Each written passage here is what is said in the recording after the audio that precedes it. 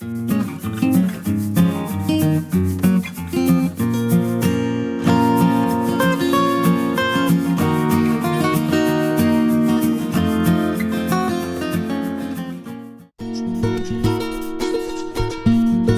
$7 moment came when I was playing in the CFL for the Canadian Football League for the Calgary Stampeders. I had played football since I was 16 years old. I played in high school, and then I went on to University of Miami on a full scholarship. I played with the greatest college football teams of all time, where we were changing the game. So we all had one goal in mind, and that goal was to make it to the NFL. That never happened for me. I became injured my senior year. I had a dismal senior season. I never made it to the NFL. Instead, I was offered a CFL contract. It was a practice squad contract that paid me probably, I think, somewhere between $250 to $300 a week, Canadian. I was still so fired up and I was still so motivated to make it. And I always felt then, like, if I can use this as a platform to get better, and then maybe the NFL scouts would look at me and give me an opportunity. I went up there with a focused goal in mind to make it. And I just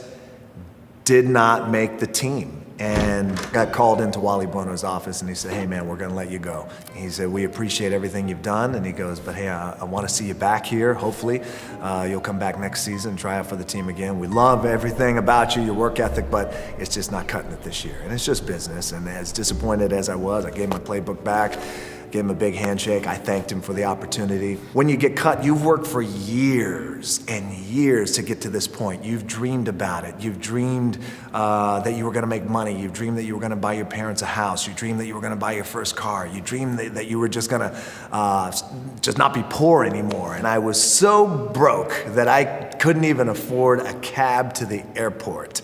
Kenny Walker, he was one of my mentors up there. I called him and I said, "Hey, can you take me to the airport? I don't have any money." And he's like, "Yeah, I got you, no problem." He drove me to the airport, and then it started to hit me. What am I gonna do? Where am I gonna go? What's happening? Then I realized that I didn't have anywhere to go, so I had to call my dad and my mom, who had a small apartment in Tampa, Florida. And I told my dad, I said, "Hey Dad," I said, "can you come and get me?" He goes, "What are you talking about?" I said, "Well, I just got cut from the CFL. Can you come and get me?" He goes, "Where are you?" I said, "In Miami." So he drove down from Tampa. He said, "I'll be there," and it was late at night, and he came to get me, and I'll never forget it. I was driving back with my dad. He had a little red pickup truck. And again, it was the longest drive from Miami to Tampa. I'm 23, 24 years old, and I was ready to tackle the world after 4 years of college.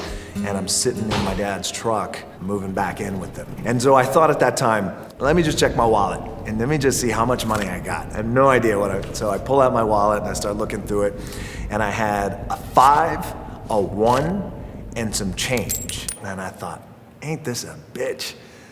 I got $7 in my pocket.